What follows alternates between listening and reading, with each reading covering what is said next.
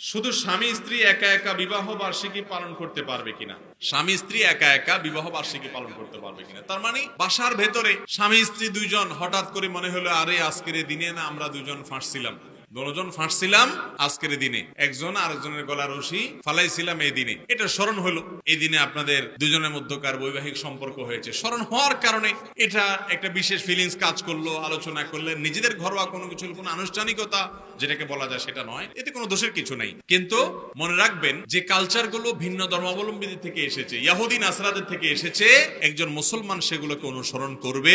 অতএব এটাকে আনুষ্ঠানিকতা দেওয়া, আনুষ্ঠানিকতা রূপ দেওয়া, ঘটা করা, এই কাজ সুন্নাত নয়, বরং এটি মুসলমানদের কোনো কালচার নয়। নবী করিম সাল্লাল্লাহু আলাইহি ওয়াসাল্লাম বলেছেন লা তাত্তাবিউন্না সুনানা মান কানা ক্বাবলাকুম, তোমাদের পূর্বে যারা চলে গেছে একটা সময় আসবে তোমরা তাদের অনুসরণ করবে, তারা যা করবে তোমরা তাও করবে। বলা হলো ইয়া রাসূলুল্লাহ কাদের কথা আপনি বলছেন? ইহুদিদের কথা, নাসারাদের কথা? নবী সাল্লাল্লাহু আলাইহি ওয়াসাল্লাম বলেছেন তাদের ছাড়া আর কার কথা বলবো? ইহুদিদের কথাই বলা হয়েছে। এজন্য ভাইরা আমার, এই বিবাহ বার্ষিকী বা এই জাতীয় যত আনুষ্ঠানিকতা আছে এগুলা বিজাতীয়দের অন্ধ অনুকরণ থেকে হয়। আল্লাহ তাআলা আমাদেরকে যে কালচার দিয়েছেন সেটা